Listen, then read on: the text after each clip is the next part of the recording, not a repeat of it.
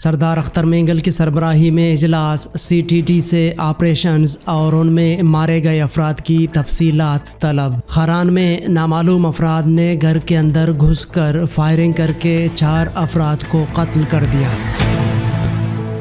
آج نومبر کی 18 تاریخ ہے، دن جمعہ، اور اس وقت بلوچستان میں شب کے 10 بج رہے ہیں۔ بلوچستان افیئرز کی اردو نیوز بلیٹن سرشپ احوال کے ساتھ میں ہوں مقبول ناصر۔ شب و شبات۔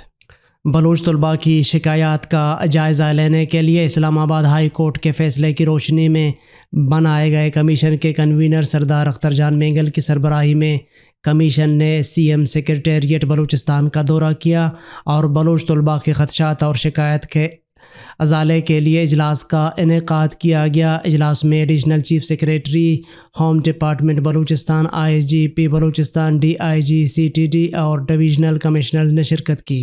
اجلاس میں بلوچ طلباء کی جبری گمشدگیوں اور دیگر شکایات کا جائزہ لیا گیا۔ Additional chief secretary home department Balochistan نے بتایا کہ تمام ڈویژنل ہیڈ کوارٹرز میں کمیشن کی ہدایات کی روشنی میں سیل قائم کر دیے گئے ہیں۔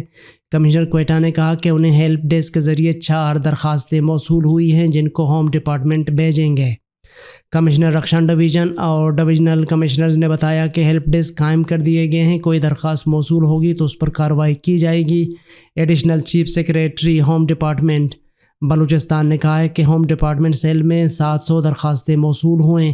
اسکروٹنی کا 10 مرحلوں کا عمل ہے۔ 222 درخواستوں پر انویسٹیگیشن شروع کر دی گئی ہے۔ کمشنر قلات نے بتایا کہ ہمیں 12 درخواستیں لاپتہ افراد کے حوالے سے موصول ہوئی ہیں۔ کمشنر قلات ڈویژن نے موصول درخواستوں اور خالہ کی تفصیلات کمیشن کے حوالے کیے۔ D I G C T D Balochistan نے بریفنگ کے دوران بتایا کہ سی ٹی ڈی 2015 میں سی آئی ڈی ہوا کرتی تھی۔ اے پی ایس پر حملے کے بعد اس کو سی ٹی ڈی کر دیا گیا۔ داعش ٹی ٹی پی یہاں سرگرم تھی۔ ابھی بلوچستان میں سی ٹی ڈی کے 7 پولیس اسٹیشنز ہیں۔ 18 گریڈ کا افسر ہیڈ کرتا ہے۔ ہیڈ کوارٹر میں 5 ایس ایس پیز ہوتے ہیں۔ 2021 میں سی ٹی ڈی کو ریویمپ کر دیا گیا۔ کالپول کا ایک الگ سیکشن بنایا گیا۔ ہمارے پاس بلوچستان پولیس سے بھی 1 سال یا 2 سال کے لیے لوگ آتے ہیں۔ انہوں نے بتایا کہ 2 طریقوں سے آپریشن کیے جاتے ہیں، ایک سی ٹی ڈی خود کرتی ہے اور دوسری انٹیلیجنس ایجنسیز کے ساتھ مل کر کرتی ہے۔ ایف سی کے ساتھ بھی مشترکہ آپریشن کبھی کبھی کرتے ہیں۔ اپنی تکنیکی صلاحیتوں کو مزید بہتر کرنے کی ضرورت ہے جس کے لیے اقدامات اٹھا رہے ہیں۔ نجی گواہ ڈر کے مارے کورٹ میں پیش نہیں ہوتے، اس لیے وٹنس پروٹیکشن ایکٹ کو بہتر بنانے کی کوشش کر رہے ہیں۔ اکثر ڈر کے مارے ایف آئی آرز نہیں ہوتی۔ اس مسئلے کو سنجیدگی سے حل کرنے کی اشد ضرورت ہے۔ جب تک پبلک سروس ڈیلیوری بہتر نہیں ہوگی، عوام کو ساتھ شامل نہیں کیا جائے گا۔ انہوں نے بتایا کہ حال ہی میں بلوچستان میں ٹی ٹی پی نے 3 حملے کیے۔ کمیشن کے کنوینر سردار اختر جان مینگل کے ایک سوال پر D I G C T D Balochistan نے بتایا کہ آپریشن کو انسپکٹر سب انسپکٹر لیڈ کرتا ہے۔ آرمی کے ساتھ کوئی مشترکہ آپریشن نہیں کیا۔ کمیشن کے کنوینر نے کچھ لاپتہ افراد کے حوالے سے سی ٹی ڈی حکام سے سوالات کیے جس کی متعلقہ معلومات D I G C T D Balochistan نے فراہم کی۔ کمیشن نے سی ٹی ڈی سے آپریشن اور ان آپریشنز میں مارے گئے افراد کی تفصیلات طلب کی۔ Additional chief secretary home department Balochistan نے کہا کہ مسئلے کی سنگینی کا احساس ہے۔ کوئی مسنگ پرسن کا معاملہ آتا ہے تو باقاعدہ اس پر ان کیمرہ بریفنگ ہوتی ہے۔ ہم کوشش کر رہے ہیں کہ لاپتہ افراد کا سلسلہ بند ہو۔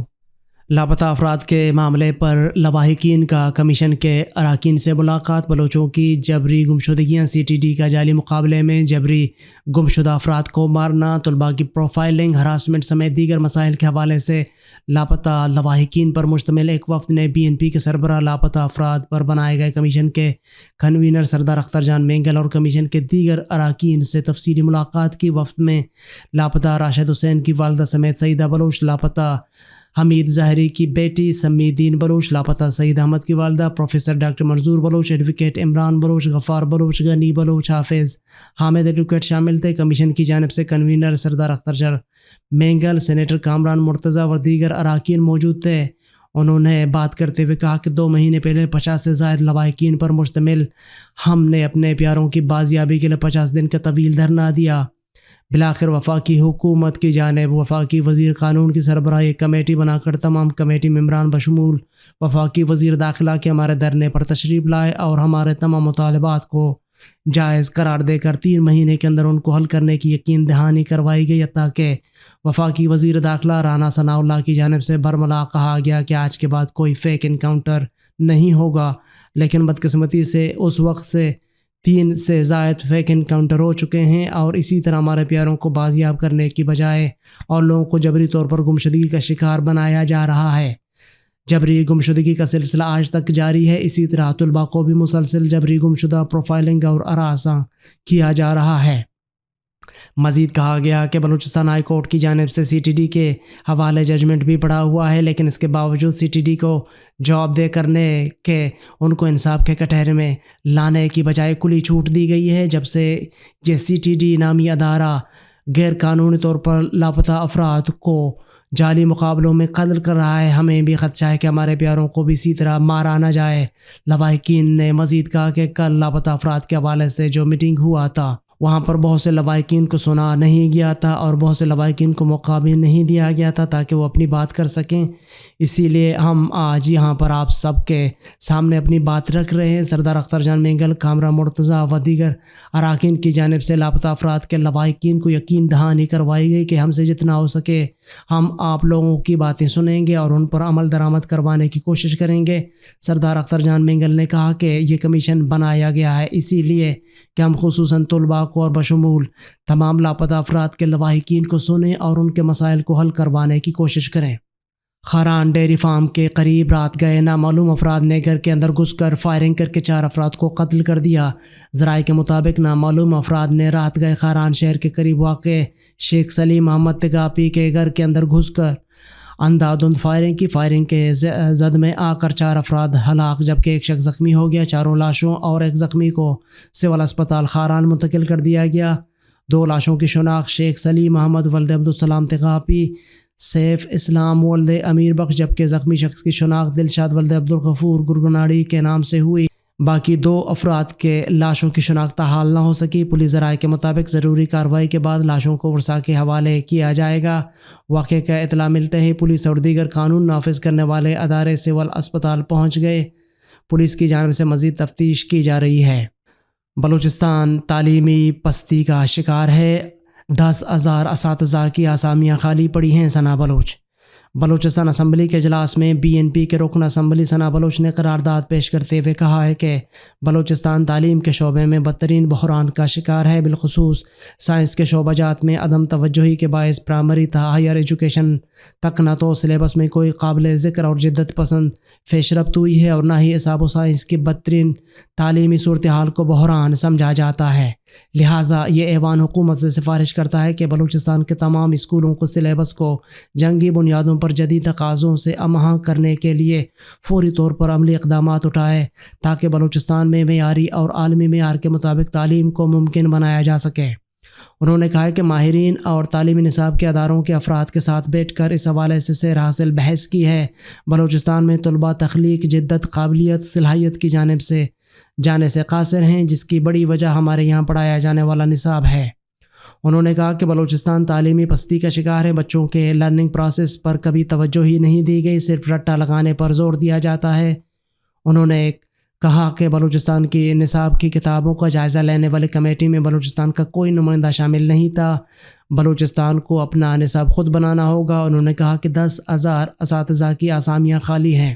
بیسیما میں ایرانی تیل سے لوڈ گاڑی کو حادثہ، 2 افراد جلس کر جاں بحق۔ بیسیما میں ایرانی تیل لے کر جانے والی گاڑی ٹائر برسٹ ہونے کی وجہ سے ڈرائیور سے بے قابو ہو کر الٹ گئی اور گاڑی میں آگ بھڑک اٹھی، جس کے نتیجے میں 2 افراد جلس کر جاں بحق ہو گئے۔ لاشیں ورثاء کے حوالے کر دی گئیں۔ مزید کارروائی مقامی انتظامیہ کر رہی ہے۔ دشت لنگاسی میں لوگوں پر تشدد کا نوٹس لیا جائے، آج ہی فدا حسین دشتی۔ نیشنل پارٹی کے مرکزی فرنٹ سیکریٹری سابق چیئرمین ضلع کونسل کی آج ہی فدا حسین دشتی نے کہا ہے کہ دشت لنگاسی میں لوگوں کو سیکورٹی فورسز نے تشدد کا نشانہ بنایا ہے، ان کے راشن وغیرہ گرا کر ضائع کر دیے گئے ہیں۔ اپنے بیان میں انہوں نے کہا کہ علاقہ میں انسرجنسی اور حالات کی خرابی کے باعث جہل دشت کا پورا علاقہ انتہائی متاثر رہا اور ہمارا گاؤں لنگاسی سمیت دیگر گاؤں دیہات سے لوگ نقل مکانی کر کے تربت، گوادر، کراچی و دیگر علاقوں میں جا کر آباد ہوئے اور یہ علاقہ ویران ہو کر رہ گئے تھے۔ اب حالات کی بہتری کے بعد کچھ لوگوں کو وہاں جا کر آباد کرایا گیا ہے، انہیں مال مویشیاں دلایا گیا ہے، ان کے لیے پانی کا انتظام کرایا گیا تاکہ دشت لنگاسی دوبارہ آباد ہو سکے، لیکن سیکورٹی فورسز کا عوام کے ساتھ یہ رویہ درست نہیں۔ اب عوام کہاں جائیں؟ انہوں نے اعلیٰ حکام سے اپیل کی کہ وہ اس واقعے کا نوٹس لیں۔ تربت میں شاہراہوں کی بندش اور دھرنوں کے دوران مسافر بسوں کو راستہ دیا جائے۔ بس اینڈ کوچز یونین بس and coaches transport union Makran کی جانب سے جاری کردہ بیان میں کہا گیا ہے کہ مکران کے مختلف شہروں پر آئے روز حق و حقوق جیسے مطالبات کے لیے مین شاہراہوں کو بند کر کے دھرنا دیا جاتا ہے، جس سے مریض اور مسافر کافی مشکلات اور تکلیف کے شکار ہوتے ہیں۔ انہوں نے کہا کہ روڈ بلاک دھرنوں کے دوران جس طرح ایمبولینس گاڑی کو جانے کی اجازت دی جاتی ہے، اسی مثبت سوچ کے تحت مسافر بسوں کو بھی جانے کی اجازت دی جائے، کیونکہ مسافر بسوں میں مختلف امراض میں مبتلا لوگ کراچی میں علاج کے لیے جا رہے ہوتے ہیں یا کراچی میں ڈاکٹرز کو چیک اپ کرانے کے بعد گھر پر علاج جاری رکھنے کے لیے واپس اپنے شہروں کو آ رہے ہوتے ہیں۔ سیاسی و سماجی تنظیمیں مسئلے پر سنجیدگی سے سوچ بچار کر کے آئندہ مسافر بسوں کو استثناء دیں۔ دن بھر کی اہم خبروں اور اعلیٰ تازہ پر مشتمل بلوچستان افیئرز کا ریڈیو نیوز سرشپ احوال، جس کو آپ ارشب بلوچستان وقت کے مطابق رات 10 بجے بلوچستان افیئرز کے یوٹیوب چینل اور ویب سائٹ پر سن سکتے ہیں۔ اس کے علاوہ آپ ایپل، گوگل اور دیگر پوڈ کاسٹ پیج پر بھی ہمارے بلوچی اور اردو نیوز کے ساتھ ساتھ دیگر پوڈ کاسٹ مفت سن سکتے ہیں۔ آپ ہمارے واٹس ایپ +44 7459 170 پر سوالات اور تجاویز بھی بھیج سکتے ہیں۔ عالمی اور علاقائی خبریں۔ ذہنی تناؤ معدے اور اس سے منسلک دیگر عارضے کا باعث بن سکتا ہے، تحقیق۔ حالیہ جاپانی تحقیق سے بات سامنے آئی ہے کہ ذہنی تناؤ یا اضطرابی کیفیت پیٹ کی بیماریوں کی وجہ بن سکتی ہے۔ Japan Tokyo university of science کے محققین کا کہنا ہے کہ چوہوں پر کی گئی تحقیق سے بات سامنے آئی ہے کہ چڑچڑاپن یا ذہنی پریشانی آنتوں کی بیماری اریٹیبل باؤل سنڈروم (IBS) کا باعث بنتی ہے۔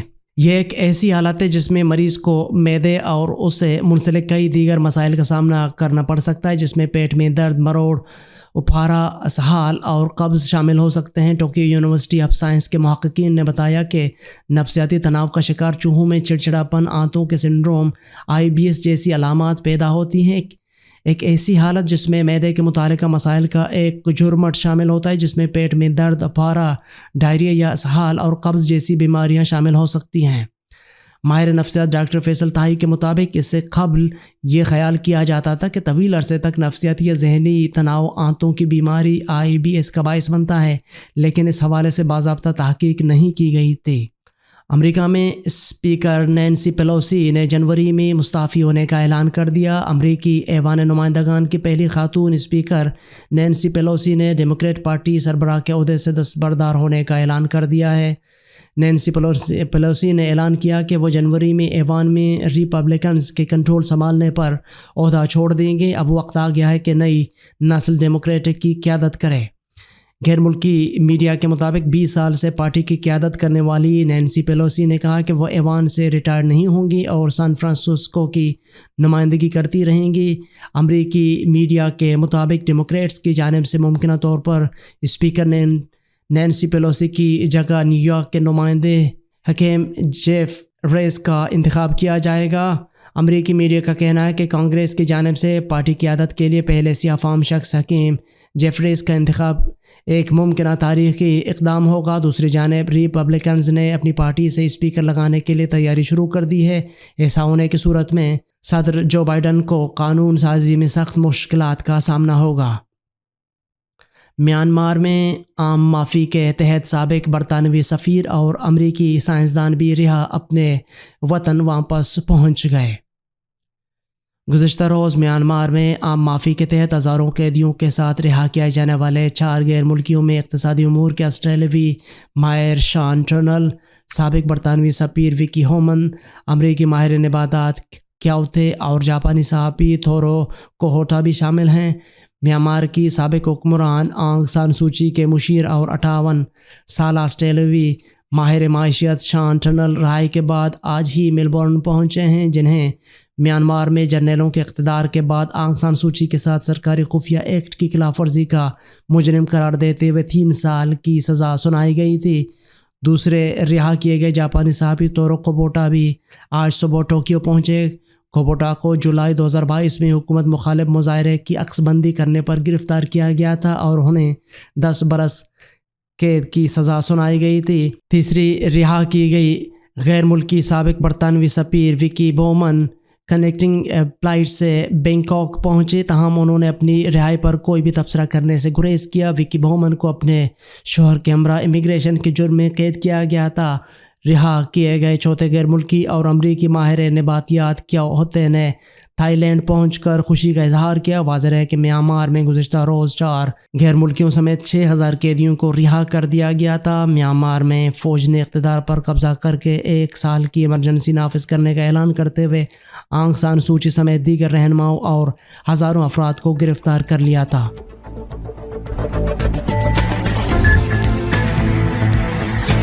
یہ تھیں اب تک کی اہم خبریں۔ مزید خبروں اور اپڈیٹس کے لیے ہماری ویب سائٹ اور یوٹیوب چینل وزٹ کریں۔ اس بلیٹن کو آپ تک پہنچایا ہے عمر کریم بلوچ نے اور اس کے ایڈیٹر پیغمبر مالک بلوچ۔